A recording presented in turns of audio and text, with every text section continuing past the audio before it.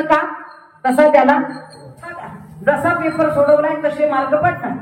त्या पद्धतीने जसं कर्म केलंय त्या पद्धतीची गती तुम्हाला मिळणार. आता गती ही कर्मावरती अवलंबून आहे आणि कर्म कशावरती अवलंबून आहे. आपण जे कर्म करतो ते कर्म गुणांवरती अवलंबून आहे. लक्ष देत नाही, गुणांवरती अवलंबून आहे. गुण किती प्रकारचे? प्रकाराचे 3.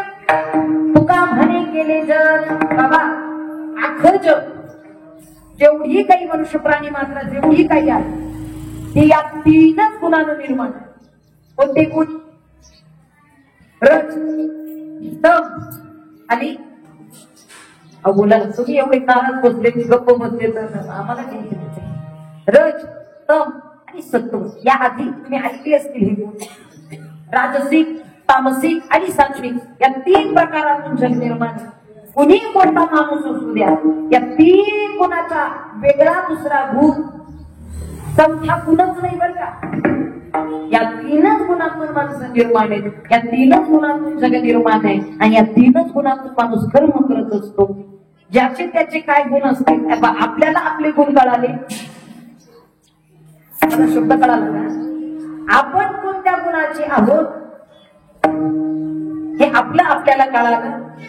म्हणजे आपण कोणत्या गुणाचं आचरण करतोय. कर्म करत असताना आपण कोणता गुण आत्मसात केलेला आहे. आपण रजगुणी आहोत, आपण तमगुणी आहोत का आपण सत्वगुणी आहोत हे कळायला पाहिजे.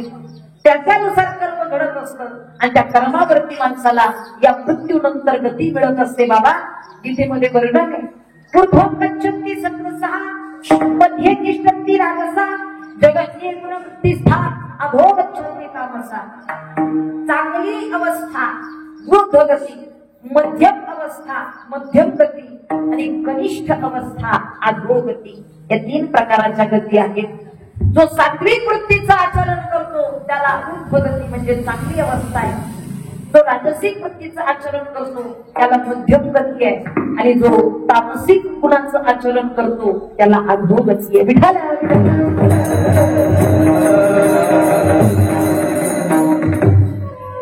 त्यामुळे माणसानं सात्विक गुणानं भजन केलं पाहिजे, सत्व गुणानं आचरण केलं पाहिजे, सात्विक आहार केला पाहिजे, सात्विक आचरणात राहिलं पाहिजे बरं का. तर आपल्याला भगवत प्राप्ती करता येऊ शकते. या मातेच्या जीवनाचा परिचय देत असताना आपल्या कुटुंबावरती केलेले संस्कार, आपल्या कुटुंबासाठी केलेले कष्ट आणि खऱ्या अर्थानं आपल्या पतीची असेल आपल्या कुटुंबाची केलेली सेवा हाच या मातेच्या जीवनातला फार मोठा परमार्थ. मी नेहमी सांगते आजी एका आईला वेगळा परमार्थ करावा लागत नाही. लक्ष द्या. जर ती आई सात्विक असेल, जर ती आई आपल्या लेकरांना चांगलं भोजन सात्विक आहार देत असेल तर तिला वेगळा परमार्थ करण्याची गरज नाही. तिनं बनवलेला सात्विक आहार, मुखामध्ये घासलेला घास हे सुद्धा परमार्थच आहे. जर ती आई सात्विक वृत्तीनं आपल्या कुटुंबासाठी चांगलं कर्म करत असेल तर तिचं केलेलं चांगलं कर्म हा तिच्या जीवनाचा परमार्थच आहे. एवढंच काय, ती जर आपल्या कुटुंबाला चांगल्या मार्गाचं आचरण करायला भाग पाडत असेल, भगवत चिंतनासाठी जर खऱ्या अर्थानं प्रोत्साहित करत असेल तर खऱ्या अर्थानं तिचं हे कर्म सुद्धा तिच्या जीवनाचा परमार्थच आहे. तिला वेगळा परमार्थ करण्याची गरज नाही. मुलांना घडवणं, चांगलं शिकवणं, चांगलं वाढवणं, चांगले संस्कार देणं, चांगलं खाऊ घालणं हे आईच्या जीवनातला परमार्थ आहे. कारण खऱ्या या बेसवरतीच माणसाचं खरं आयुष्य अवलंबून आहे. त्यामुळे निश्चितच हे संस्कार देण्याचं काम आई करत असते आणि म्हणून निश्चितच चांगले संस्कार देऊन, चांगला आहार देऊन, चांगले विचार देऊन या मातेनं आपला देह तिथपर्यंत जोडला. ईश्वरी संधी पुढे विलाच नाही. जन्मदया मृत्यूदया. निश्चितच संतांनी आपल्याला जन्म आणि मरण कसं आहे ते सांगितलेलं आहे. ना करी उदो असतू अपैसे अखंडित होत जात जैसे हे जन्म मरण तैसे अनिवार्य जगी. असं सूर्याचं उगवणं आणि मावळणं. आजी आज सूर्य उगवला पण आज उगवलेला सूर्य पुन्हा मावळणार नाही. सांगा ना मला, मावळणार नाही का? मावळणार आहे. आणि मावळलेला सूर्य पुन्हा उगवणार आहे. आणि उगवलेला सूर्य मावळेल आणि मावळलेला सूर्य पुन्हा उगवेल. हे जसं त्याचं निरंतर ती क्रिया चालू आहे हे जन्म मरण तैसे सूर्याच्या उगवण्या आणि मावळण्याप्रमाणे अनिवार्य जगी हे त्या पद्धतीनं निश्चितच निरंतर सुरू राहणार आहे. पण आपण आपल्या कर्माचा सुधार करून आपण आपलं कर्म आचरण चांगलं करून आपल्या जीवनाची सद्गती प्राप्त करू शकतो. निश्चितच वर्षश्राद्ध विधी हे फार महत्वाचे बरं का. सध्या टेक्नॉलॉजी वाढलेली आहे, आधुनिकता वाढलेली आहे, ज्ञान विज्ञान तंत्रज्ञान वाढलेलं आहे आणि या कारणानं अनेक काही प्रसंगी लोक याला नाकारतात सुद्धा बरं का. इकडे लक्ष द्या. काय म्हणले दशक्रिया, काय तेलावाद, काय वर्षश्राद्ध, काय होतं म्हणजे हे सगळं केल्यानं. गेलेली व्यक्ती तर गेली आणि त्याच्या पाठीमागे हा सगळा पसारा घालण्यात काय अर्थ आहे. पसारा त्यानुसार सांगता तुम्हाला बाकीची क्रियाकर्म जमले नाही ठीक आहे, पण किमान या विधीना तरी चुकू नका. अथवा पित्रांची व्रते बाहली जयाची या चित्ते जीविती सरली आता याते पितृत्व वगैरे. मला एक गोष्ट सांगा, गेलेली व्यक्ती आपली कोणीतरी होती का नव्हती? आपली कोणीतरी होती की नाही? म्हणजे देहासंबंधी आपण विचार केला तर निश्चितच देहासंबंधी ती नाती निर्माण झालेली आहे. माझं थोडस बारीक विश्लेषण तुम्ही लक्षात घेऊन ऐका, तुमच्या ध्यानात येईल. ज्या वेळी या आत्म्याला मृत्यू लोकांमध्ये यायचंय तर रिकामा फिरू शकत नाही, त्याला गरज असते देहाची. लक्ष देऊ नये का. जसं कपड्या शरीर झाकायला कपड्याची गरज आहे तसं आत्मस्वरूपाला शरीराची गरज राहते. जर रिकामा आत्मा फिरला तर त्याला माणूस कोणी म्हणणार? आपला समजून झाला. तर रिकामा फिरला तर त्याला माणूस कोणी म्हणणार नाही आणि म्हणून त्याला देह धारण करावा लागतो. आणि देह धारण करायचं म्हटलं की त्याला जन्म घ्यावा लागतो. परत जन्माला आला की तो कोणाचा भाऊ झाला, कोणाचा मुलगा झाला, कोणाचे वडील झाले, कोणाची आई झाली, कोणाची मुलगी झाली. ही सगळी नाती कशा संबंधी निर्माण होतात? देहासंबंधी. याच्या भोवतालनं ही सगळी नाती निर्माण होतात आणि याच अनुषंगाने आपल्यावरती जबाबदारी राहते. ज्या कुटुंबात, ज्या कुळात आणि ज्या घरात आपण जन्माला आलो त्या घरातील, त्या कुटुंबातील, त्या कुळातील पितरांच्या उद्धाराची जबाबदारी आपल्यावरती राहते. आणि जर कोणी याची टाळाटाळ करत असेल तर त्याला कुलभ्रष्टाचं पाप लागतं बरं का. गीतेमध्ये वर्णन आहे. सकलो नरका एवै कुलज्ञानं कुलस्य पतन्ति पितरौ हेषा लुप्त पिंडोदकस्याः. तुम्ही म्हणतात नाही केलं नाही तर कुलभ्रष्टाचं पाप. आणि जर हे व्रतविधी केले तर तुका भले पितृ आशीर्वाद दे, तुका भले पितृ आशीर्वाद दे, आशीर्वाद दे.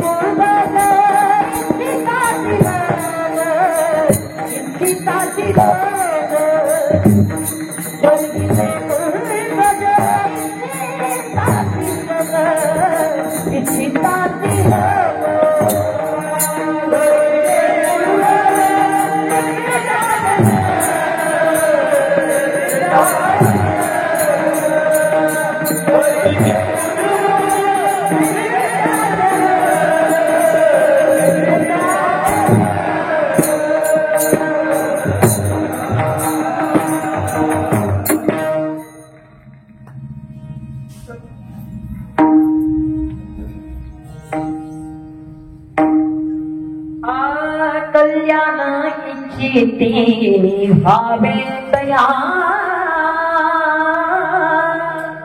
कल्याण इच्छिती व्हावे तया स्वर्गीचे पूर्वज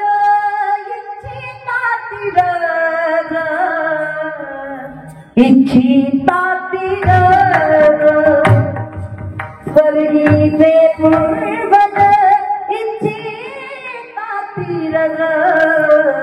इच्छितातील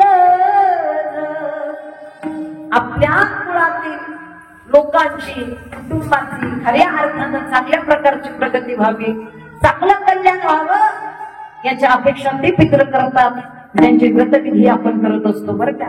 नाहीतर तुम्ही अनेक वेळा आपण ऐकलं असेल, अनुभवलं असेल, कुटुंबात घरात अनेक दुःख, क्लेश, संकट, टेन्शन, प्रॉब्लेम्स असतात. पैशांचा प्रॉब्लेम असेल, काही समस्या असतील, बरेच वेळा काही जरी केलं तरी ती समस्या दूर होत नाही. आणि मग कुठे ना तरी आपल्याला कुठेतरी बोलून जात की हे पितृदोषाचं कारण असू शकतं, हे पितृदोषाचं कारण असू शकतं. आपल्यावरती खऱ्या अर्थानं त्यांची कृपा होणं हे फार महत्वाचं आहे. आणि या विधीच्या माध्यमातून ती कृपा करत असतात. माझी न बोलता निश्चित माझी कीर्तन रूपी सेवा इथपर्यंत आयोजित केली. सर्व कांती पाटील परिवार, सर्व उपस्थित श्रोते, मायबाप, निश्चितच या ठिकाणी आषाढी वारीच्या हा पर्वामध्येच या मातेचं जाणं यावं आणि निश्चितच इथपर्यंत याच्यासाठी केला होता अट्टहास शेवटसाठी सगोड व्हावा. याप्रमाणे निश्चित इथपर्यंत या मातेच्या जाण्याचा सुद्धा सोहळा बरं का. मृत्यू हे दुःख नाही, संतांच्या शब्दामध्ये मृत्यू सुद्धा सोहळा आहे. त्याचं कर्म चांगलंय, ज्याला चांगल्या परीचं सात्विक जीवन जगलेलं आहे, त्याचा मृत्यू दुःख रूपी असू शकत नाही. निश्चितच त्या ठिकाणी ते भगवंताला लीन होतात आणि भगवान परमात्मा त्यांच्या आपल्या खऱ्या अर्थानं सद्गती प्राप्त करून देतो. विढाल विढाल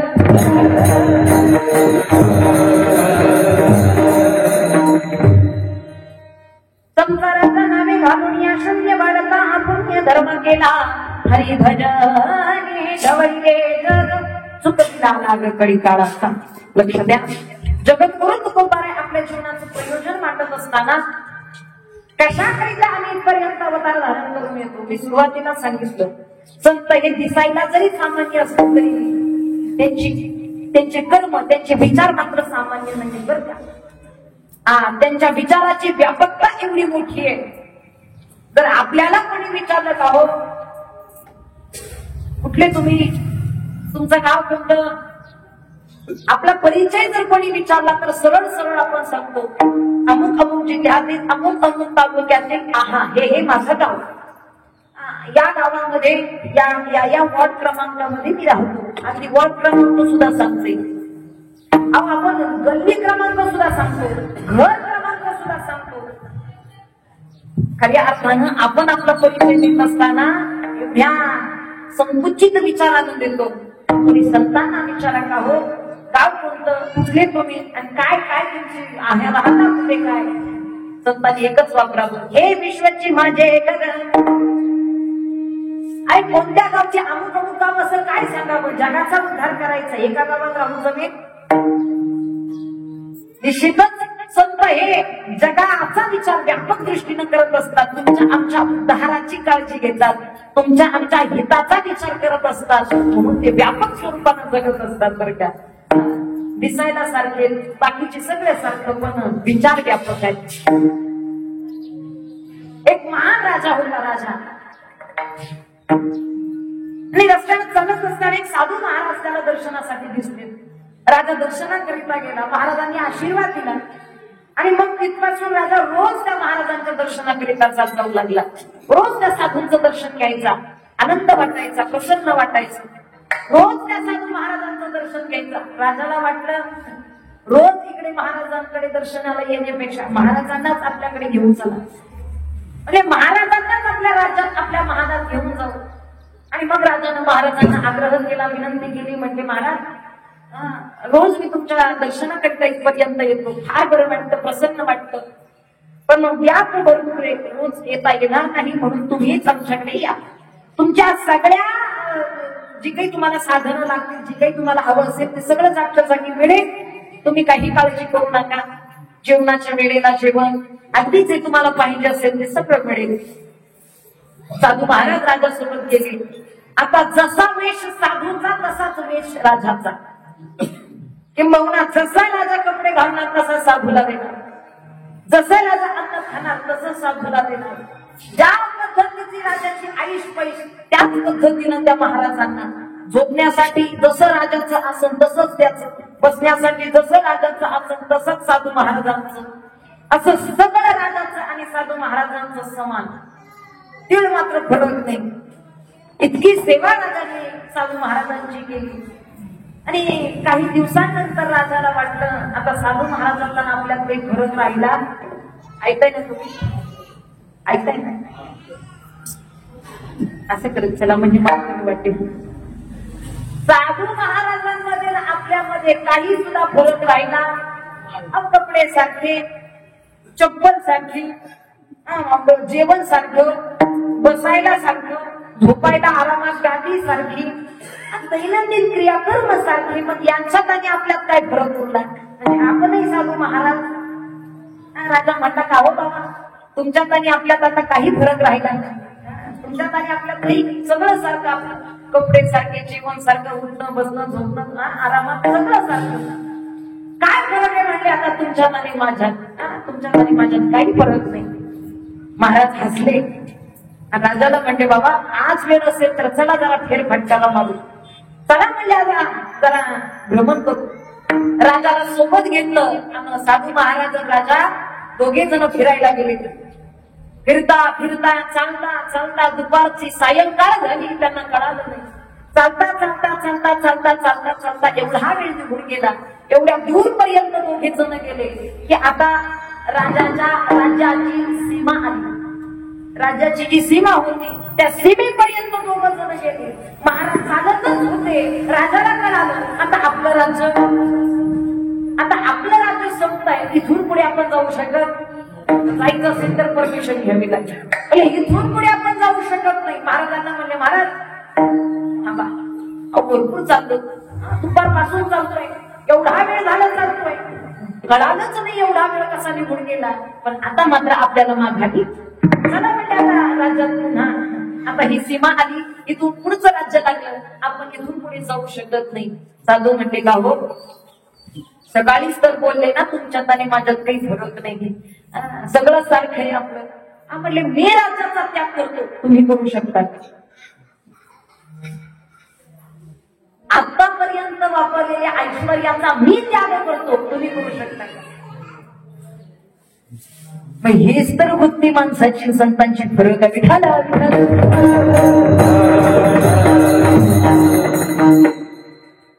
मी आतापर्यंत तुम्ही जे जे धनदौलत ऐश्वर्य साधनं जी काही माझ्यापर्यंत पोहोचवली त्या सगळ्याचा त्याग एका सेकंदात मी करतो, पण तुम्ही करू शकत नाही. हा फरक आहे. बाह्य दृष्टीने जरी आपण सारखे असलो तरी आंतरिक विचारानं मात्र संतांमध्ये आपल्यामध्ये फार मोठा फरक आहे. निश्चितच संत दिसायला तुमच्या आमच्यासारखे, बोलायला तुमच्या आमच्यासारखे, पण संतांच्या विचाराची व्यापकता मोठी आहे. संत तुमच्या आमच्यासारखं सामान्य कर्म करत नाही बरं का.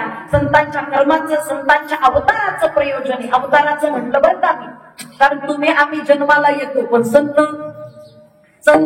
अवतार धारण करून येतात का. एक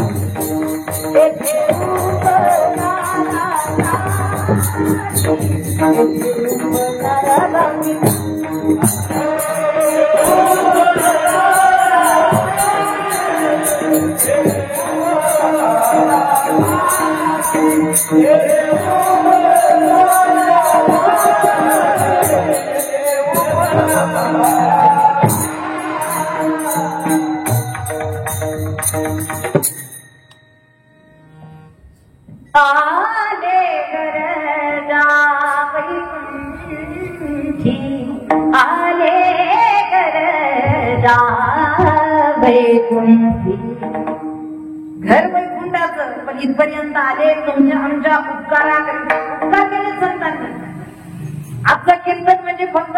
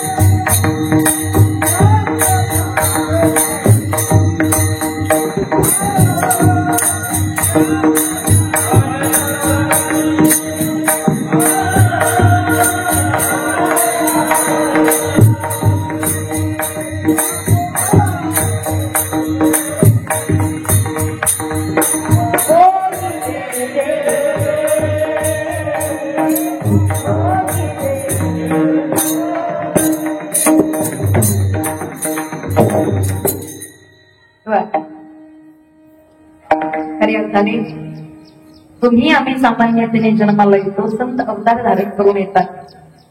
निश्चितच त्यांचा अवतार कार्य हे फार महान आहे, फार मोठे आहे. आणि म्हणून काय प्रयोजन आहे हे जाणून घेणं फार महत्वाचं आहे. तुमच्या आमच्या विचाराचा संकुचितपणा कदाचित आपण थोडासा वाढवला तर आपल्याला संतांचं प्रयोजन कळेल. आत्मदून या त्यावर एक रस्ता त्याच्याकडून. आणि म्हणून जगद्गुरु तुकोबांना या अभंगाच्या माध्यमातून अभंगाच्या पहिल्या चरणामध्ये आपल्या जीवनाचं प्रयोजन मांडत असताना संसाराच्या नावानं शून्य घालतात. आता शून्य घालणं म्हणजे काय विस्तार करेलच, पण खऱ्या अर्थानं शून्य घालतात त्याचं कारण म्हणजे निश्चित त्याच्या जीवनाचं सगळ्यात मोठं प्रयोजन म्हणजे धर्माची वाढ, धर्म टिकवण्याकरिता, धर्माचा प्रचार प्रसार करण्याकरिता, पुण्य धर्माच्या वाढीकरिता संत इथपर्यंत ज्या दुःख बांधवडी आहे हा संसार आपण जसं म्हणतो त्या पद्धतीने या संसार दुःखरूपी संसाराला शून्य घालतात. अभंगाचं प्रथम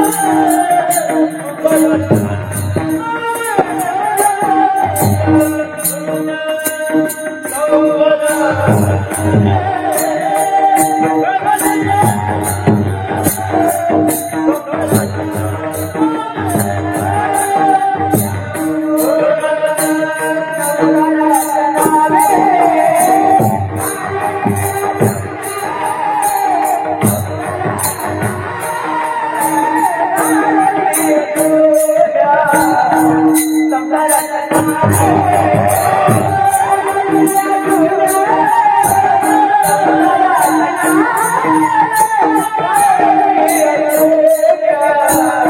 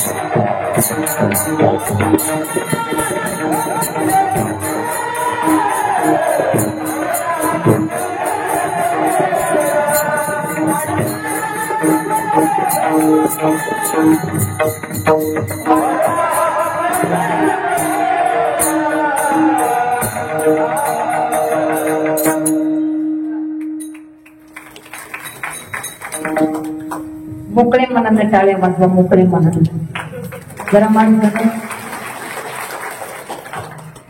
कीर्तनाला बसतो हे पहा, प्रतिसाद देणं हे श्रोत्यांचं अति कर्तव्य आहे. आता ज्यांना कळते, ज्यांना स्वर कळतोय, ज्यांना ताल कळतोय, ज्यांना स्वर इकडे ना ताल इकडे ना दोघा नेमकं चाललंय काय नाही, तिथे मुकार टाळ्या वाजवत राहतात. आमचा त्यांचा विजय असो टाळी.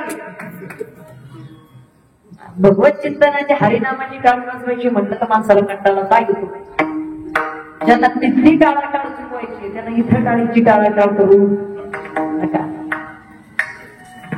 संसाराचा नावे घालून या शून्य वाढता हा पुण्य धर्म केला. आजी शून्य घातला संसाराच्या नावानं. शून्य शून्य घालतो म्हणजे मी संसार सोडणं असं हे नाही बरं का.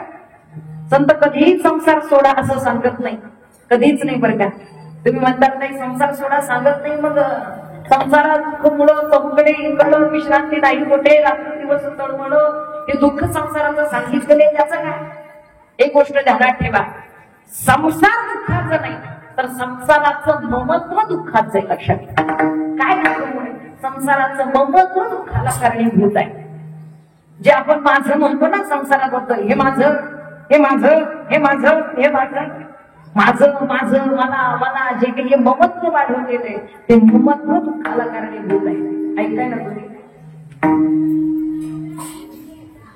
जे ममत्व आज खऱ्या अर्थानं आपण कमी केलं तर दुःख कमी होईल. इकडे लक्ष द्या, इकडे लक्ष द्या. ममत्व कमी केलं तर दुःख कमी होईल आणि ममत्व वाढवलं तर दुःख. माझे शब्द ऐका म्हणजे लक्षात येईल. ममत्व कमी केलं तर दुःख. बोला ना, बोला. आता तुम्ही बोला त्याशिवाय कीर्तन पुढे जाणार नाही. ममत्व कमी केलं तर दुःख. म्हणतात बसले ममत्व कमी केलं तर दुःख कमी, बरोबर ना. आणि ममत्व वाढवलं तर दुःख वाढणार. शास्त्र सांगते तुम्हाला, ममत्व म्हणजे माझेपण. हे माझेपण जर आपण कमी केलं तर दुःख कमी होईल सामान्य.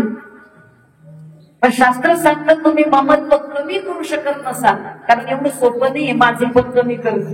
माझं म्हणणं हे सोपं, म्हणजे कमी करायचं किंवा थांबवायचं सोपं नाही. हे माझं आहे, ते माझं आहे, ते माझं आहे हा स्वभावच माणसाचा आहे. पण हे माझेपण, हे ममत्व आपण कमी करू शकत नाही. मग शास्त्र सांगतात तुम्ही कमी करू शकत नाही तर ममत्व वाढवा. काय करा, ममत्व वाढवा. तुम्ही म्हणताल नाही ममत्व कमी केल्यानं कमी दुःख कमी होईल आणि वाढवल्यानं दुःख वाढेल. नाही, वाढवल्यानं दुःख कमी होईल. ममत्व वाढवल्यानं दुःख कमी होईल. हे माझेपण तुम्हाला दुःख देतं, हे माझेपण वाढवा, दुःख नाहीच होईल. तुम्हाला विस्तार करून सांगते. आतापर्यंत हा मुलगा माझा, अरे हा ही मुलं माझी आहेत असं म्हणत होतो, पण आता ममत्व एवढं वाढवा की जगातली सगळी मुलं आपल्याला आपली वाटली पाहिजेत. कोणत्याही मुलाचा आपला भेद नाही करता आला पाहिजे. निवांत व्हायचं. आतापर्यंत हे घर माझं असं ममत्व आपल्या अंतःकरणात होतं, पण आता इथून पुढे ममत्व एवढं वाढवा की जगातली सगळी घरं आपल्याला आपली वाटली पाहिजे. सातबाऱ्या सहित नाही बरं का, थोडासा विचार तुम्ही करा. आतापर्यंत अरे अमुक हा माझा अशी फार संकुचितपणाची नाती निर्माण केली होती, फार कमी. पण आता ममत्व एवढं वाढवा, अरे कोण माझा आणि कोण परक, या जगातली सगळीच माणसं माझी. कोणीतरी माझा भाऊ आहे, कोणीतरी माझा मुलगा आहे, कोणीतरी माझी बहीण आहे, कोणीतरी आई आहे, ही सगळी माणसं माझी हे म्हणायला शिका. आता ममत्व एवढं वाढवा. आतापर्यंत अमुक हे गाव, शिवरी गाव माझं एवढंच माहित होतं, पण आता पुरंदर तालुका माझा, अरे तालुकाच काय, हा जिल्हा माझा, अरे हा जिल्हाच काय, हा देश माझा. याचे भान जरासे राहुया रे, जरासे राहुया.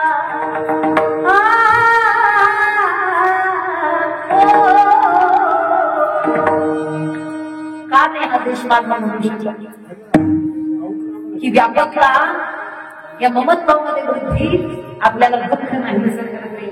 म्हणून ममत्व कमी होत नसेल तर ममत्व वाढवा, की माझे पण वाढवा. आणि निश्चितच संतांनी माझे पण वाढवलं, म्हणूनच त्यांच्या अंतःकरणात मी सुरुवातीला सांगितलं हे विश्वाची माझे घर. आपण आपले नाते मोठे सांगत असताना हा माझा भाऊ, तो माझा मेहुणा, तो माझा काका, तो माझा पुतण्या एवढं सांगतो, पण संतांची व्यापकता एवढी मोठी आहे